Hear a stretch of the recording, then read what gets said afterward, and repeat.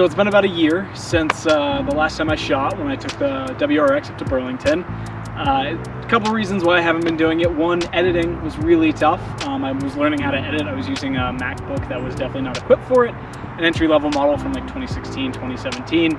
So it took me forever to edit every single video. The second, reason is that I was busy with life. I love the WRX. I had a really good time with it, but I had other stuff going on. I did end up selling it. I didn't need a four-door sedan at the time, me and my wife. And I kind of wanted to get something more interesting, more fun, and more track-oriented after doing that. Just didn't have time to record doing much. I did end up going down to Massachusetts, the border of New Hampshire and Massachusetts, and picking up a dream car of mine, which is sitting right here, a 944. I'm starting to shoot again. I did get a more powerful editing machine. I've gotten better at editing. I think if you look at the range of my original videos, my first videos with the WRX to kind of the final stuff that I shot for the WRX up in Burlington, you'd see a pretty big discrepancy.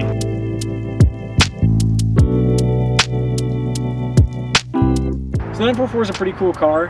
Back in the 70s, towards the end of the 70s, Porsche had been looking at, what can we do that's new? A lot of other competitors were going front engine, rear wheel drive. They've been doing the air-cooled rear engine stuff for a while, but they wanted to try their hand at front engine rear drive cars. So they developed the 924 and the 928. The 924 replaced the 914. Both had Volkswagen power plants. The 928 was like their grand touring coupe. It was definitely, you can hear Jeremy Clarkson talk about them. They're really kind of a neat car. V8, grand touring, great performance, great sound, unreliable from what I hear, but definitely a really, really neat car. And then when they were looking to do a different power plant, an actual Porsche developed power plant in 1983, they stepped the 924 up into a 944. That's when the model came in there. The 944 had these kind of flared, boxed fenders in the back, and they kind of took that from the 924 like race car, which is really neat. So it gave this 944 an aggressive look, but also kept it kind of family friendly, with it being 2x2, two front seats, two rear seats. Really neat layout.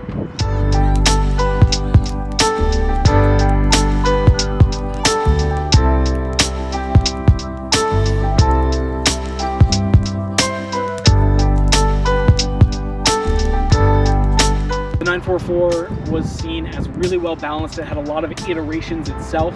The early interiors were dated but kind of cool. They have some neat gauges and things like that.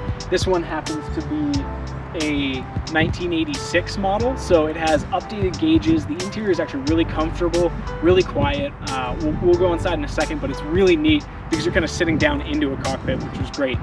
This has the base 2.5. The other variants that they made were an S, and they did a couple variants of that. They did a 2.7 liter, and later actually I think even higher displacement, and the 4-valve per cylinder as opposed to a 2-valve per cylinder that this has, in 180 and 200 horsepower ranges respectively.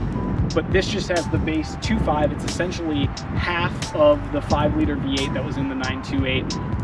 But it actually has a different balance shaft that they basically licensed from Mitsubishi. Porsche licensed that from Mitsubishi because it gave the engine a much more linear and refined power delivery, which is really nice. Definitely not a fast car, but enjoyable to drive. You can push it through the revs, feels comfortable doing it. It's pretty great.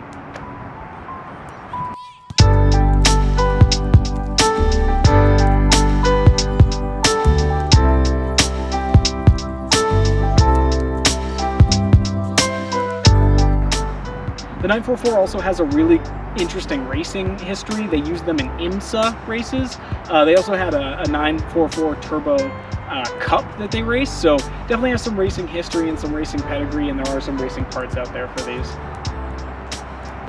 So next, let's go over some stuff that I do like and don't like about the car. I also want to get a video of it, kind of the body roll and things like that.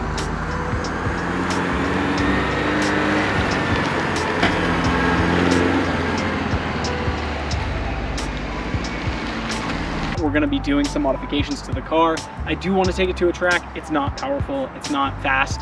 It's really a momentum car, but I do think it'll be enjoyable at the track. So let's go over some of the things I like and some of the things I don't like. So a couple of things that I do like are the wheels. Wheels are great.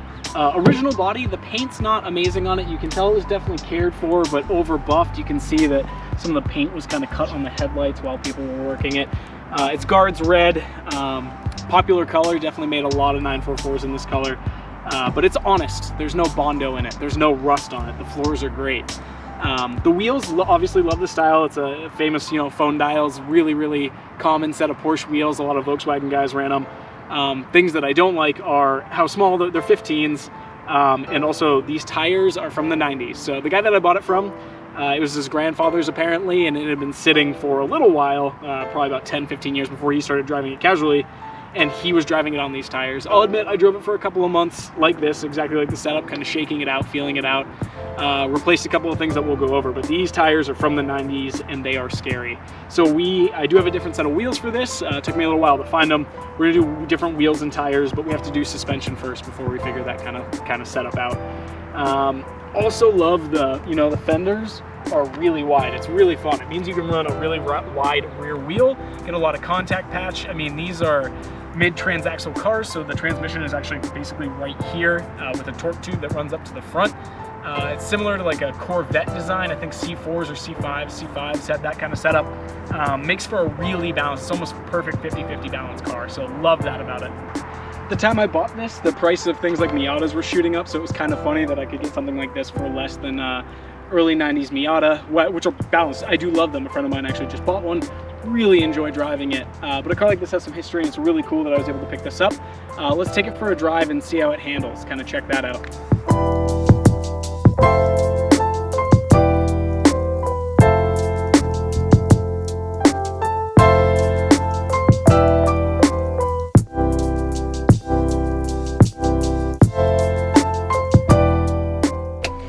I think you guys are at a little bit of an angle here, but we will roll with it.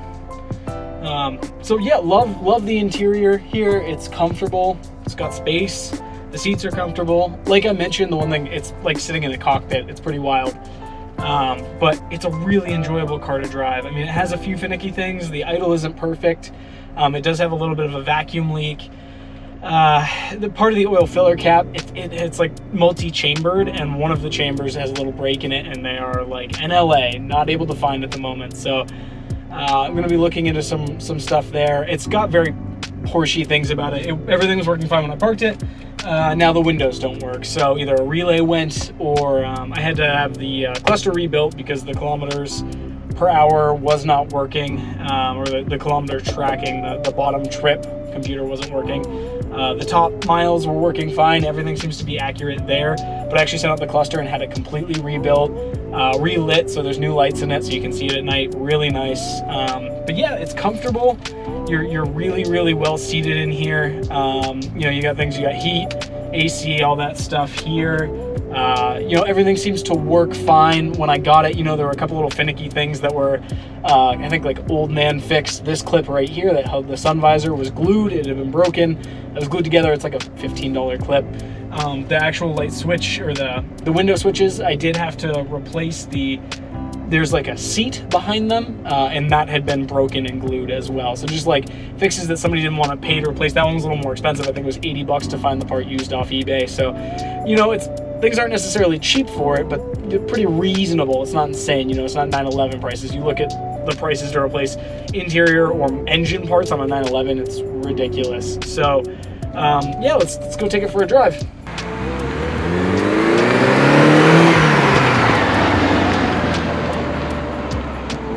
First gear, it doesn't have like a speed lockout, but if you're driving it and you try to downshift when you're not basically stopped, you're going to be sorry that you did.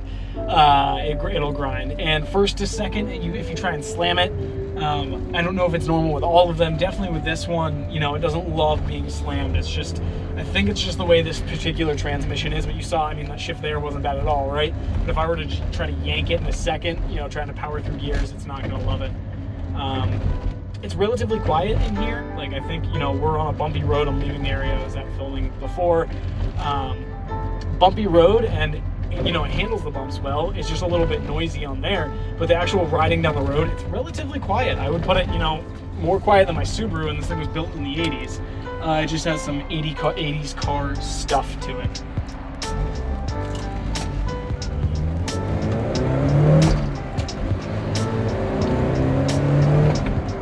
Should have merge out into some busy traffic there, and it does fine. Like, I mean, it's not a powerful car, but you can give it the beans and it will get moving.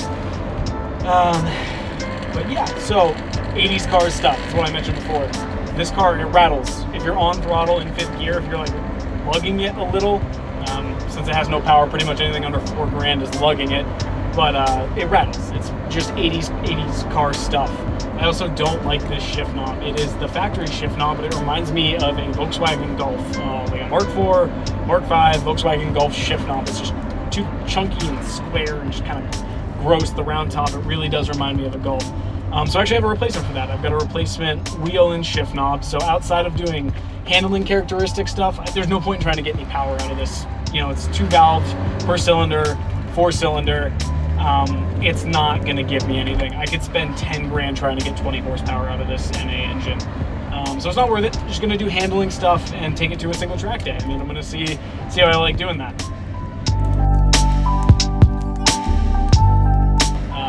It's great. It's comfortable. It handles well. There's some really good curvy roads around here where I've been able to really push it and enjoy it. Even on those older tires, you know, I try to be a little bit careful, but it really does soak up turns. Like you feel very confident in it. I can't wait to get some really nice wheels and tires for this. So really looking forward to that. I really would have enjoyed having, like, I would love to see one of these, drive one of these in like a turbo trim would be really fun. Or like the S2, that 2nd generation S. They had 200 horsepower NA out of that 4-cylinder, and just to feel that rev with that extra 50 horse over what this has would be really fun. I can see people really enjoying that. If I had all the money in the world, I would do an 07K swap for this. They make the kits. I think it's Boost Brothers makes a kit to put a 07K in this.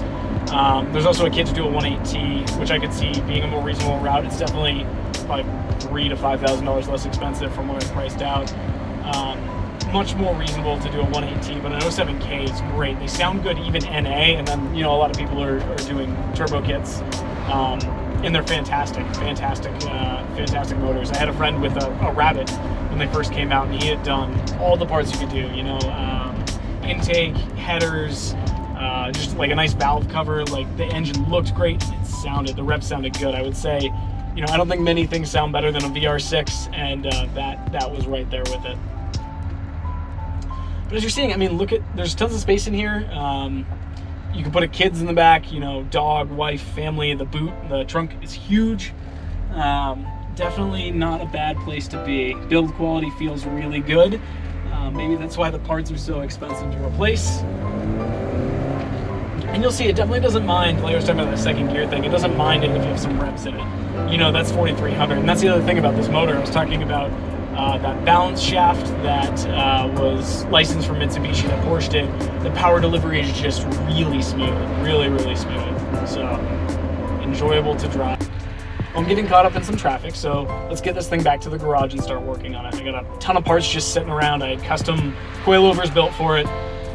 Wheels, tires. I'm gonna measure the sway bars. I think they're actually relatively stout. I don't know if they were an OEM upgrade. A lot of these had like 22 millimeter front sway bars. I think this has 26, which is about as big as you can get. So I'm probably not gonna do sway bars, but I am gonna measure them and check. So let's get it back to the garage. It's springtime. We'll do an oil change, some suspension, and get it all sorted out.